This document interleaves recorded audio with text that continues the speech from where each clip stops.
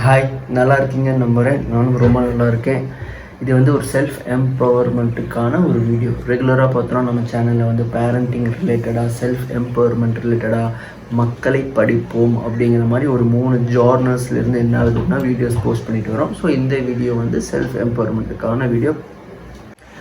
Decision மேக்கிங்கு என்கிட்ட நிறைய பேர் கேட்குற கேள்வி என்னென்னா, என்னப்பா யோசிக்கிறேன்னு தான் யோசிப்பாங்க. அப்போ நான் சொல்கிற பதில், நான் என்ன இன்ஜினியரிங்காக கம்ப்யூட்டர் முன்னாடி உட்காந்து வேலை செய்யிருக்கு, இல்லை நான் ஒரு பெயிண்டராக உட்காந்து பேனா பென்சில் வச்சு வேலை செய்யிருக்கு, நான் ஒரு சைக்காலஜிஸ்ட். நம்ம வேலை மூளையில் தான்.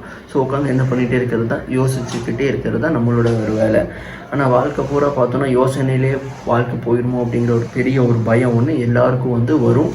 எனக்கும் அப்பப்போ வரும். ஸோ இது எனக்கான ஒரு வீடியோ. மேபி உங்களுக்கு யூஸ் ஆகுமான்னு நான் நம்புகிறேன். ஸோ யூஸ் பண்ணிக்கிறதுக்கு முயற்சி செய்வோம் 2 பேரும் சேர்ந்து. வாழ்க்கையில் முடிவுகள் எடுக்கிறது ரொம்ப ரொம்ப கடினம். ஏன்னா என்றைக்கோ கிடைக்கிற பலாப்பழத்துக்கு இன்றைக்கி கிடைக்கிற கிராக்காய் பெருசுன்னு சொல்லி எங்கள் வீட்டிலலாம் எங்கள் அம்மாலாம் நிறையா சொல்லுவாங்க. நான் ஏதோ ஒன்று சொன்னேன் அப்படின்னா இந்த மாதிரி சொல்லுவாங்க. ஸோ நமக்கு என்ன தேவைன்னா, இன்றைக்கி தேவையா, நாளைக்கு வாழ்க்கை தேவையா, இது 2க்கான கேள்வி தான் ரொம்ப ரொம்ப ரொம்ப ரொம்ப முக்கியமான விஷயம். பிஸ்னஸ் சைக்காலஜி ரிலேட்டடான ஒரு வீடியோன்னு கூட இதை வச்சுக்கலாம். ஏன்னா நிறையா இது நான் இன்ஸ்பயர் ஆனது ஒரு பிஸ்னஸ் சைக்காலஜியோட ஒரு சம் ஆஃப் த ஒரு தீமில் இருந்து தான் நான் என்ன ஆனேன் அப்படின்னா, எனக்கு ஒரு நாட் கிடச்சிச்சு. அதனால தான் இந்த வீடியோ நான் ஒரு சம் அப் பண்ணி பண்ணுறேன். ஒரு விஷயம் நம்ம டிசைட் பண்ணுறோம். மேபி நீங்கள் ஸ்டூடெண்ட்டாக இருக்கலாம், ஹவுஸ் ஒய்ஃப்ஸாக இருக்கலாம், ஃபேமிலி ரன் பண்ணுற ஃபேமிலி மேன்ஸாக இருக்கலாம், விமன்ஸாக இருக்கலாம், பிஸ்னஸ் ரன் பண்ணுறவங்களா இருக்கலாம், இல்லைன்னா காலேஜ் முடிச்சுட்டு ஒர்க்கை தேடிட்டு இருக்கிறவங்களா இருக்கலாம். யாராயினும் எவராயினும் நமக்கு இங்கே ஒரு இடத்த முடிவு பண்ணுறதுக்கு நமக்கு தேவையான ஒரு விஷயம் என்ன அப்படின்னா, ஷார்ட் டேர்ம் கிடையாதுங்க, லாங் டேர்ம் தான். இதுதான் நம்பர் 1. ஸோ இன்னைக்கு டிசைட் பண்ணி ஆரம்பிச்சிங்க அப்படின்னா, இன்றைக்கி உடனே என்ன ஆயிரும்னா 24 மணி நேரத்தில் நாளைக்கு ஆயிரும். ஸோ இன்றைக்கி நம்ம எப்படி என்ன ஆயிடுவோம்னா வாழ்ந்து தான் ஆகுவோம். மேபி கொஞ்சம் பாசிட்டிவிட்டி இதுக்குள்ளே கொஞ்சம் கொண்டு வர ட்ரை பண்ணுவோம். இன்றைக்கி சாக மாட்டோம், பட் வாழ்ந்து தான் ஆகுவோம். ஆனால் நாளைக்கு நம்ம எப்படி வாழ்வோங்கிற கேள்வி தான் இன்றைக்கி இருக்கிற எல்லாத்தோட ஒரு கேள்வியாகவும் இருக்குது. அதிகமான பயங்கள் இருக்குது. ஆனால் நாளைக்கான கேள்விகளுக்கு விட எங்கன்னா இன்றைக்கி நம்ம எடுக்கிற விஷயங்களில் தான் இருக்குது. நம்ம இன்றைக்கி எடுக்கிற வேலைகளில் தான் இருக்குது. நம்ம எல்லாருமே பார்த்தோன்னா நமக்கு கிடைக்கிற இன்புட்டை வச்சு தான் நம்ம டிசிஷன் பண்ணுவோம். என்கிட்ட ஒரு கேள்வி கேட்குறீங்க, ஆப்ஷன் ஏவோ ஆப்ஷன் பியான்னு கேட்குறீங்க.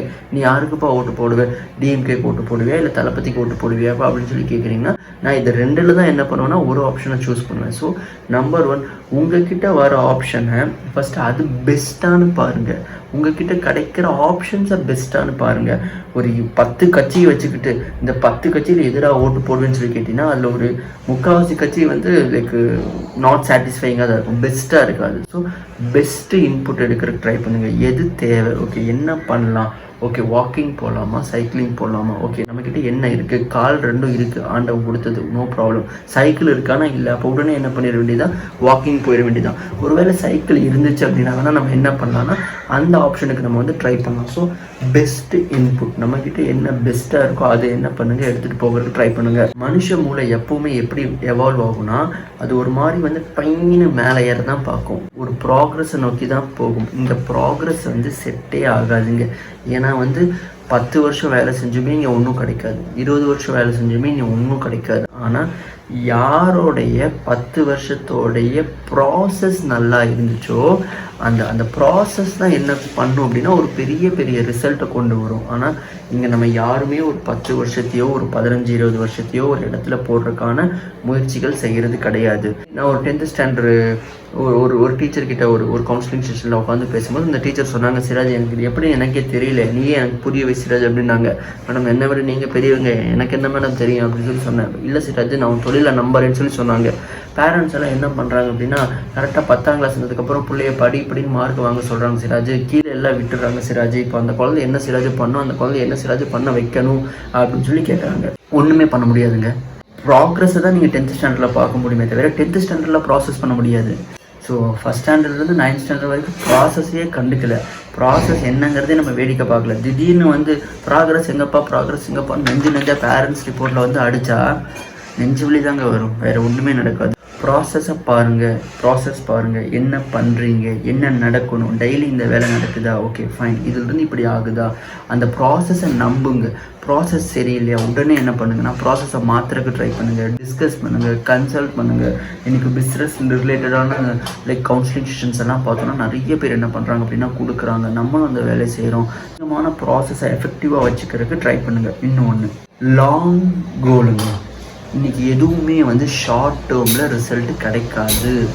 ஷார்ட் டேர்மில் ஒரு விஷயம் கிடைக்கிற மாதிரி இருந்தாலும் அது நமக்கு வேண்டான்னு சொல்லிடுங்க. லாங் ரன்னை யோசிங்க. ஏன்னா இது ஒரு 100 மீட்டரோ இல்லை ஒரு 200 மீட்டரோ ரேஸ் கிடையாது. இது ஒரு மேரத்தான் ரேஸ்.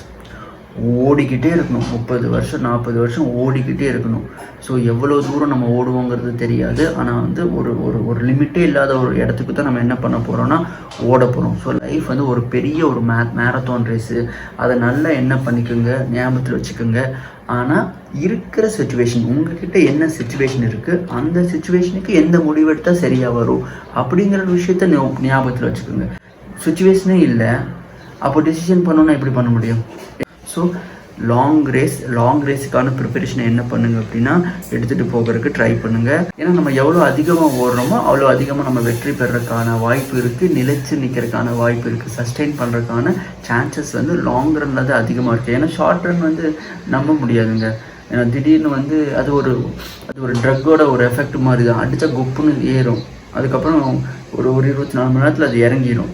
ஸோ ஒரு சந்தோஷம் அப்படிங்கிறது ஒரு வெற்றியில் கிடைக்கிற சந்தோஷம். நான் ஒரு விஷயத்தை அச்சீவ் பண்ணுறேன் அப்படிங்கிற ஒரு சந்தோஷம் அது லாங் ரன். அது நான் என்றைக்கு நினைச்சாலுமே ஓகே ஃபைன், ஓகே அந்த மாதிரிலாம் நம்ம பேசியிருக்கோமா, ஓகே அந்த ஸ்கூல்ஸ்க்குலாம் நம்ம ஒர்க் பண்ணியிருக்கோமா, ஓகே அவ்வளோ பெரிய ப்ராஜெக்ட் ப்ரொபோசல்ஸில் நம்ம லீட் பண்ணியிருக்கோமா அப்படிங்கிற ஒரு சந்தோஷம் லாங் ரன். நீங்கள் என்றைக்கு உட்காந்து யோசிச்சாலும் என்ன கிடைக்கும்னா அது உங்களுக்கு கண்டிப்பாக கிடைக்கும். எக்காரணத்துக்கு கொண்டு புலிவாலை விட்டுறாதீங்க. நம்ம ஒவ்வொருத்தரும் இங்கே பிடிச்சிருக்கிறது புலிவால். ஒருவேளை நீங்கள் பிடிச்சது புலிவாலே இல்லை, அது விட்டாலும் உங்களுக்கு ஒரு பிரச்சனை கிடையாது, அது திருப்பி உங்களுக்கு கடிக்க போகிறது கிடையாதுன்னா விட்டுருங்க. ஒருவேளை நான் பிடிச்ச மாதிரி எனக்கு தெரிஞ்ச நிறைய பேர் பிடித்த மாதிரி புலிவாலை நீங்கள் பிடிச்சிருந்தீங்கன்னா விட்டுறாதீங்க. புலி உங்களை கடிச்சிருவோங்கிறதுக்காக கிடையாது. எவ்வளோ தூரம் நம்ம புலி கூட தொடர்பில் இருக்கிறோமோ அவ்வளோ தூரம் நமக்கும் நல்லது, அந்த புலிக்கும் நல்லது. புலி சொல்கிற பேச்சு என்ன பண்ண ஆரம்பிச்சிடும்னா கேட்க ஆரம்பிச்சிடும். அதுதானே சைக்காலஜி. ஒரு மரத்துக்கிட்ட போய் பேசினா மரம் சொல்கிறது கேட்கும்னா அப்போ புலியும் சொல்கிறது கேட்கும்ல, அப்போ அந்த ஃபேக்ட்ரியும் சொல்கிறது கேட்கும்ல, அந்த தொழிலும் சொல்கிறது கேட்கும்ல, அந்த வியாபாரமும் சொல்கிறது நம்ம கண்டிப்பாக கேட்கும். எவ்வளோ நாள் நம்ம புலியை பிடிச்சிருக்கோங்கிறது தான் ரொம்ப ரொம்ப முக்கியம். புலி கொல்ற நிலைமைக்கு வரும், பாதி உசுறு இருக்கும், சங்கு அருந்து கிழிஞ்சு கிடக்கும். அப்போவும் என்ன பண்ணிடாதீங்க, புலிவாலை விட்டுறாதீங்க. நம்ம கேமுக்குள்ளே எவ்வளோ தோனி சொல்கிற மாதிரி கடைசி பால் வரைக்கும் நீ எடுத்துகிட்டு போடா, ஜெயிக்கிறியோ தோக்குறியோ கப்பு நமக்கு வேண்டாம், நீ பாலை கடைசி வரைக்கும் எடுத்துகிட்டு போறியா, அவுட்டாகாமல் எடுத்துகிட்டு போறியா, அதுதான் முக்கியம்னு சொல்லுவார். ஸோ இதெல்லாம் வாழ்க்கையில் நடக்கணும் அப்படின்னா லக்கு வேணுங்க. அது 1% 1.5% இருந்தால் போதும். 99% லாங் ரன். உங்கள் ப்ராக்ரஸை நம்பாமல் உங்கள் ப்ராசஸை நம்பிக்கிட்டு புலிவாலை தைரியமாக பிடிச்சிக்கிட்டு உயிர் இருக்கோ உயிர் இல்லையோ புலிவாலை பிடிச்சிட்டு ஓட்டினீங்கன்னா என்ன ஆகும்னா புலி கண்டிப்பாக நீங்கள் சொல்கிறத கேட்டுரும். நீங்கள் சொல்கிறது புலி கேட்டுருச்சுன்னா வேறு லெவலில் என்ன பண்ணலான்னா ஆடலாம். டிசிஷன் எடுக்கணும் அப்படின்னா சம்மப் பண்ணுறேன். நம்பர் 1 லாங் ரன்னை யோசிங்க, ஷார்ட் ரன்னை யோசிக்காதீங்க. ப்ராசஸை நம்புங்க, ப்ராக்ரஸை பார்க்காதீங்க. ஒரு பெரிய ஓட்டம், மேரத்தான் மாதிரி ஒரு பெரிய ஓட்டத்தை என்ன பண்ணுங்கன்னா ஓடுறதுக்கு ட்ரை பண்ணுங்கள். ப்ராசஸ். இதுக்கு முன்னாடி like parenting, self empowerment, shorts, நிறைய அப்டேட்ஸு இன்ஸ்டாகிராம்ஸில். ஸோ எல்லாத்துலேயுமே பார்த்தோன்னா முடிந்த வரைக்கும் செல்ஃப் எம்பவர்மெண்ட்டும் பீப்புளுக்கான தேவையான அவேர்னஸும் நம்ம கொடுக்கறதுக்கு ட்ரை பண்ணுறோம். ஸோ தேவைப்படுறவங்க உபயோகப்படுத்துறதுக்கு ட்ரை பண்ணுங்கள். See you all.